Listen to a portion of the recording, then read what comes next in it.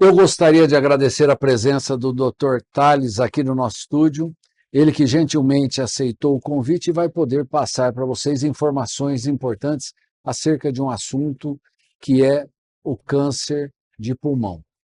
Doutor, já para iniciar o nosso programa, eu gostaria que o senhor explicasse para o nosso telespectador o que é o famigerado câncer de pulmão e como ele se desenvolve.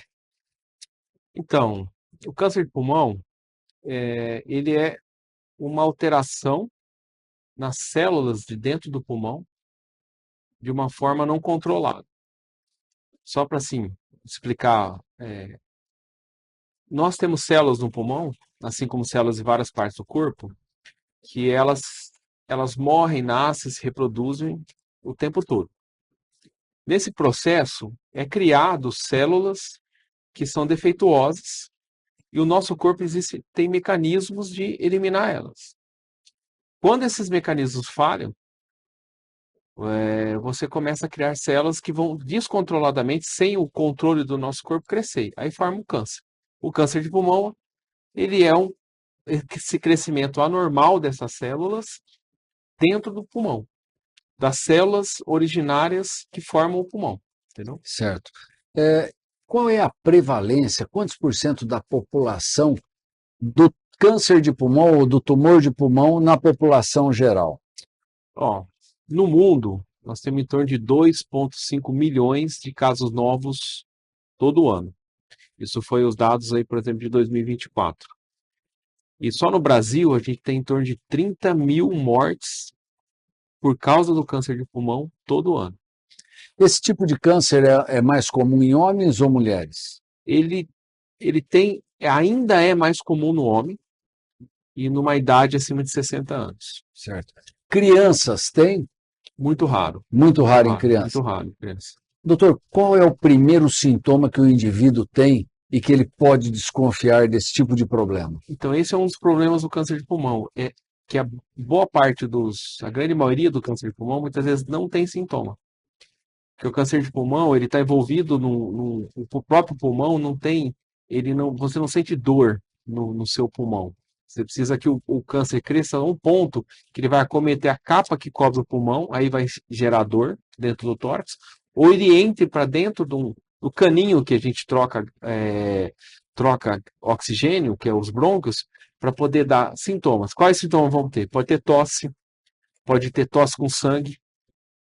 E um dos mais comuns que acaba aparecendo nessa sintomatologia é a perda de peso. O paciente começa a perceber que ele está perdendo peso sem tentar fazer uma dieta, nada, começa a sentir que o corpo dele começa a perder peso.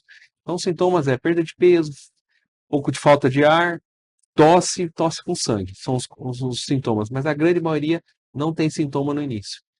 Não existe nenhum trabalho do Ministério da Saúde de busca ativa de casos de câncer de pulmão? Eu até pergunto isso porque eu sou um pouco mais velho que o senhor e na minha época a gente tinha a abriografia. A abriografia era aquela foto com um raio-x de pulmão que o indivíduo tinha na carteira de trabalho.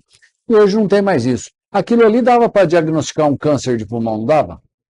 É que é um exame, né? A biografia, por exemplo, é um exame que é muito invasivo. Você vai jogar um contraste dentro da via aérea, entendeu? Então, para você fazer rastreio, ele não se provou que ele é um bom exame.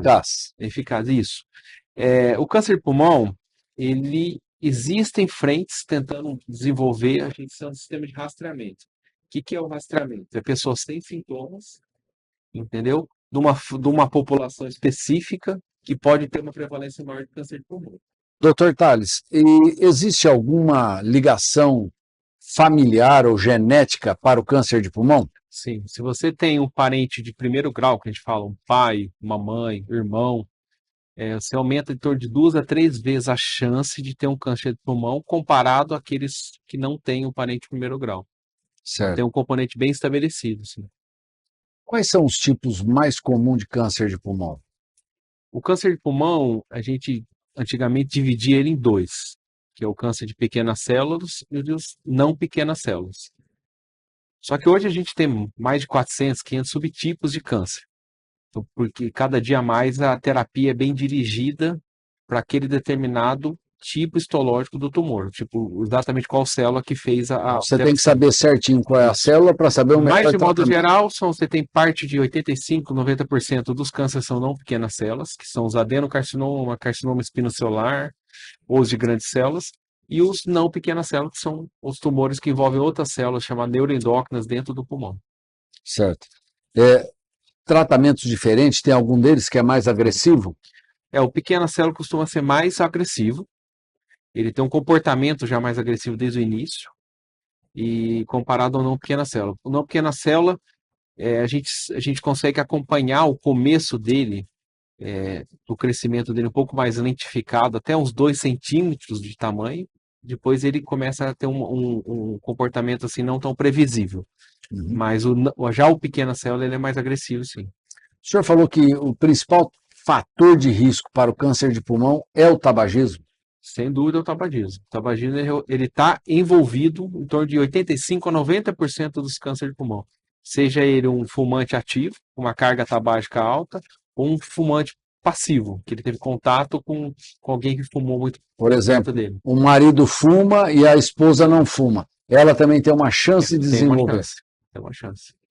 Tem uma maior chance maior. Alguma exposição por trabalho também que Tem. possa ser uma dos fatores de risco aí? Tem. O principal, a gente fala exposição, você tem a poluição mesmo também, a queima, né? Toda a queima. Assim, alguém que mora numa cidade mais poluída, ela vai ter uma chance maior de ter câncer de pulmão do que pessoas que vivem numa cidade que tem menos poluição. No trabalho, a gente tem muito o envolvimento de quem trabalhou com asbesto. Asbesto ia para parte de telha, fabricação de telha, pastilha de freio de carro. Quem trabalhou com isso, manipulando esse tipo de material, eles desenvolvem mais câncer de pulmão. Certo. Para se ter um diagnóstico preciso, ou pelo menos uma suspeita para você começar a triar, o indivíduo vem com um sintoma aí de tosse, emagrecimento, e você suspeita. Qual é o primeiro exame que o senhor pede?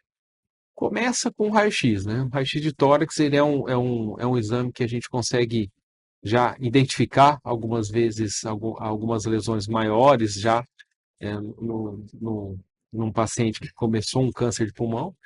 E mais a gente fala que é o exame apropriado para olhar é a tomografia de tórax. Mas dentre o processo de fazer o diagnóstico, o estadiamento, para ver onde está esse tumor, você vai envolver outros. Você pode usar ressonância magnética, você tem o PET scan, que você usa bastante, exames mais com propedêutica mesmo, como broncoscopia, você muitas vezes, biópsias guiadas por tomografia, biópsias cirúrgicas. Então, é um rol de artefatos e ações cirúrgicas e não cirúrgicas para envolver o diagnóstico definitivo desse tumor. Eu estava conversando há pouco com o senhor e há muitos anos atrás, quando a gente fazia a faculdade, o diagnóstico de câncer de pulmão era quase igual à morte. O indivíduo estava fadado a morrer porque tinha um câncer de pulmão. Primeiro porque era de difícil tratamento na época, segundo porque se descobria tardiamente, e terceiro porque ele dava com muita facilidade metástase, ele invadia outros órgãos. Como é isso hoje, doutor? Nós estamos num momento de transição, viu? Importante, porque hoje o paciente chegar com um diagnóstico de câncer de pulmão já é uma outra realidade de 10 anos atrás.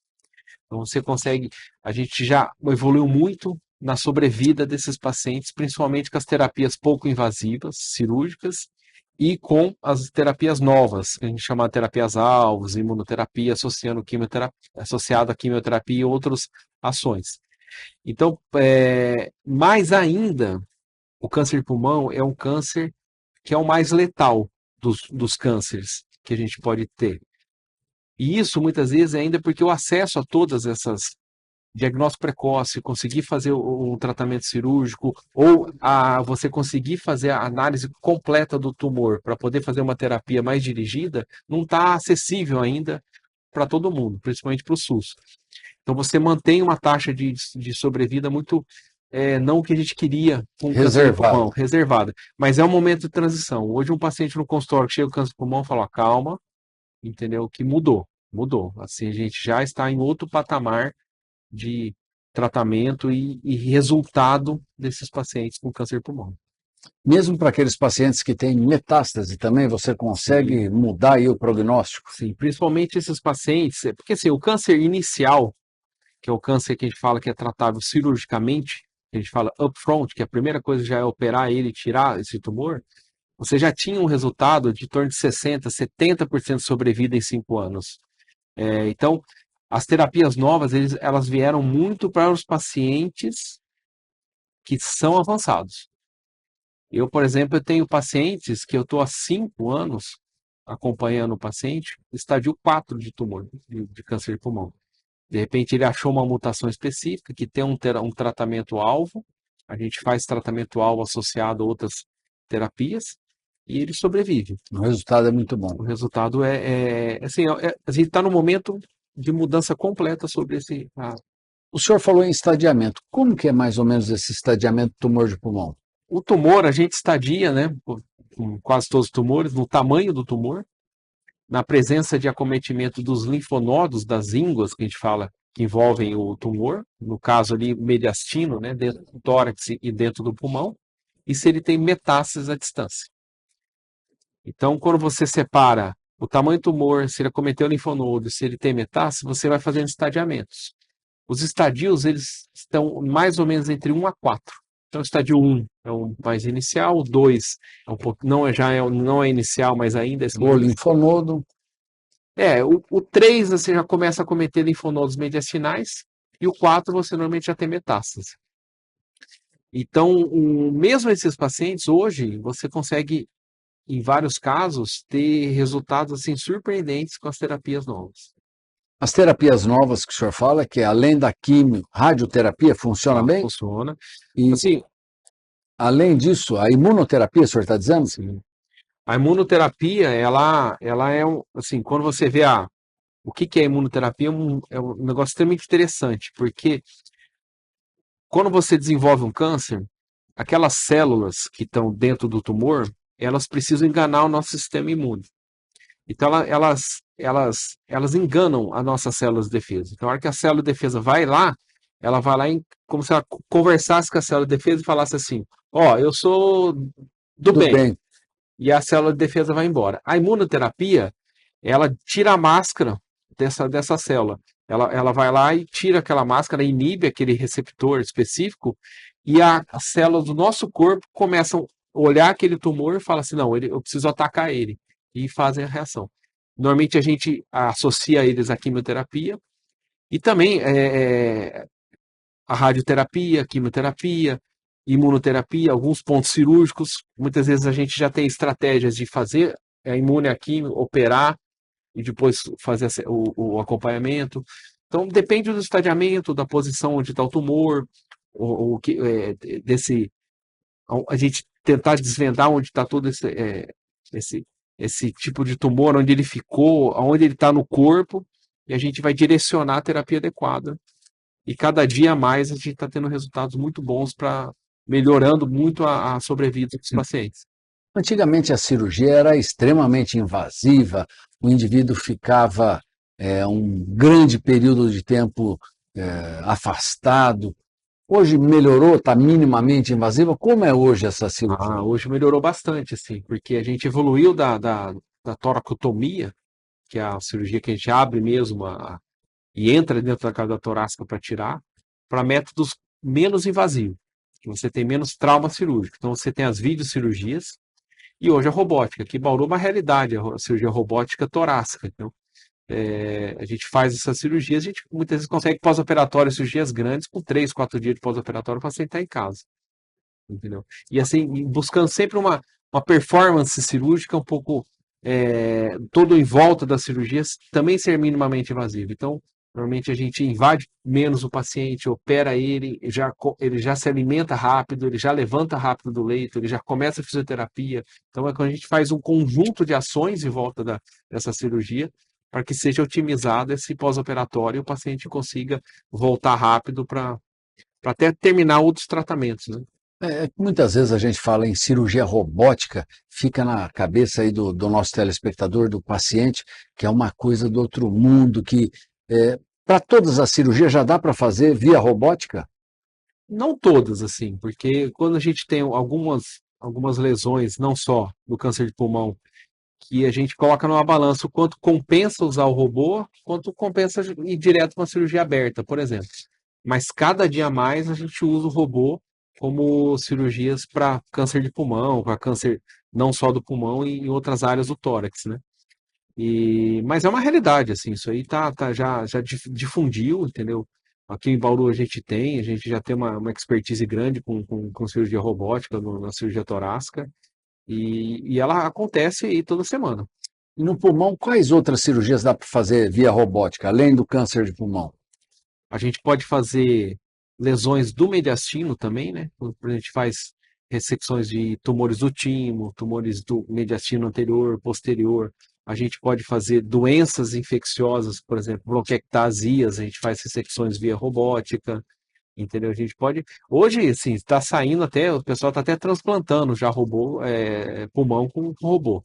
Aquelas cirurgias que ia lá no gânglio estrelado, o pessoal que suava e tal, também dá para fazer por robótica? Dá, mas acho que é uma cirurgia tão mais Rápido, rápida simples. que a vídeo ainda ela fortalece muito essa performance, né? Do que você usar o robô com uma cirurgia dessa. Mas dá para fazer tranquilamente. Amanhã ou depois vai estar tão hábil, tão prático aí usar o robô que o pessoal não vai nem fazer mais por vídeo. Eu acredito que assim, a evolução vai ser essa mesmo. Acho que a vídeo vai se manter, mas a robótica vai crescer bastante e daqui para frente, assim. Doutor, nós falamos aí nos vários estágios e nos vários tratamentos que deve realmente ser associado tudo que você tiver de armamento para o câncer de pulmão.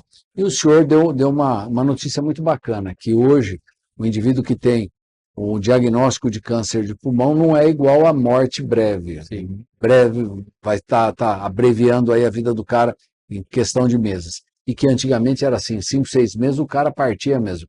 Então o senhor está dizendo que acompanha pessoas até no estágio 4 a 5 anos Sim. aí e perfeitamente tocando a vida numa boa. Sim. Que bacana que a gente tem uma notícia dessa, sabendo que um câncer de pulmão não é tão letal como era antigamente, né? Que hoje existem tratamentos adequados, desde que se pegue num estágio bacana aí de tratamento, dá para você ainda reverter muita coisa. É isso mesmo. Sim, com certeza.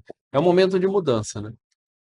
Na história do câncer de pulmão no mundo, assim, hoje. O que o senhor acha, o que o senhor acredita que poderia ser feito pelo Ministério da Saúde para essa busca ativa ser mais efetiva na descoberta do câncer de pulmão? Acho que assim, a primeira coisa que já tem sido feita nos últimos anos, mais efetiva para você diminuir câncer de pulmão, é campanha para você diminuir o tabagismo da população. Isso já é assim, a gente tem dados disso, assim, é cavalar o volume que você consegue diminuir da doença se você diminuir o tabagismo. Junto com isso, assim, hoje está entrando uma coisa muito perigosa que é o vape, né? Que é uma substituição do tabagismo por queima por outro método que também é tão perigoso e que a gente não sabe nem como é que vai ser daqui 10, 15 anos quem fumou esses dispositivos eletrônicos. Então, campanhas nesse sentido vão ser muito mais efetivas, muitas vezes, do que tentar descobrir o câncer precoce em outra população. A Sociedade Brasileira de Cirurgia Torácica, a Sociedade Brasileira de Pneumologia, tem já começado a estabelecer o primórdio do que são as diretrizes para fazer rastreamento para câncer de pulmão precoce. E vai mais ou menos envolver populações tabagistas, que têm fatores de riscos, entendeu? E com uma certa idade. Aí você vai fazer buscas normalmente com tomografias de baixa dose, para começar o segmento. Então, pessoas acima de 50 anos seriam selecionadas para isso, tabagistas que tiverem alguém que tem familiar. Uhum. Tá? Existe algum outro, algo mais que possa também desenvolver ou levar esse indivíduo a ter uma maior incidência de câncer de pulmão? Além do tabagismo e caráter familiar? É o que eu falei, algumas exposições, né? Algumas exposições, como principalmente o asbestos e poluição de modo geral, pode aumentar. Tem, assim, a história daquela daquela familiar que teve o câncer de pulmão, nunca fumou, mas ele sempre teve envolvido com queima, com fogão a lenha. Então você tem caracterizado isso, assim, que é a queima mesmo, a fumaça, entendeu? Que ela tem oncopromotores que você exposto continuamente, você aumenta a chance de câncer de pulmão. E o que o senhor falou também a respeito do fumante passivo. O indivíduo pode não fumar, mas o seu cônjuge fuma, e fuma para valer. Ele está fumando por tabela. Exatamente. Ele está recebendo uma carga menor, mas uma carga diária constante. E isso daí pode levar esse indivíduo a ter o câncer de pulmão também. Sim. Nós que não temos nenhum sintoma, nada. Se eu quiser fazer um rastreio, se eu fizer um bom raio-x de pulmão, não deu nada, devo continuar pesquisando ou não? Assim, A tomografia seria o mais adequado? Nós não temos ainda evidência para falar assim, vamos fazer tomografia em todo mundo, né? Obviamente, chega um paciente num consultório ansioso com isso, a gente faz uma tomografia de tórax, mas tem que entender que a gente vai encontrar muitas lesões, grande parte benignas, e que a pessoa vai seguir aquilo, e nós vamos observar o comportamento desses, que a gente chama nódulos, né? Você achou um nódulo pequeno, abaixo de 1 centímetro, uma tomografia de tórax, não necessariamente você vai biopsiar imediato. Você vai repetir esse exame depois de um tempo, 3 a 6 meses. Existem algoritmos já que permitem como é feito isso. Aí você vai, conforme o comportamento dessas lesões, partir para uma biópsia. Então você tem que entender, explicar isso para o paciente, porque ele vai muitas vezes entrar num grau de ansiedade de ter uma lesão, um achado na tomografia, mas que ele vai ter que seguir um tempo para a gente ter certeza que aquilo vale a pena você investigar de uma forma com uma biópsia. Legal. Doutor, eu acredito que nós tenhamos falado... E sempre pessoas assintomáticas, né? Sim. Você teve sintoma, tive uma tosse com sangue, imediatamente vai fazer um exame. É o assintomático que nós realmente estávamos falando. Queda de peso, perda de peso importante. Tosse com sangue. Tosse com sangue. Persistente, né? Porque tosse é uma coisa extremamente prevalente, né? Certo. Em várias coisas. Então, tosse com sangue, perda de peso, entendeu? Começou falta de ar, a gente precisa investigar. Certo. Agora, na população em geral, não deve se preocupar mesmo, porque pode achar algumas outras coisas e simular ou se preocupar. Eu acredito que nós falamos de uma maneira bem tranquila a respeito do câncer de pulmão.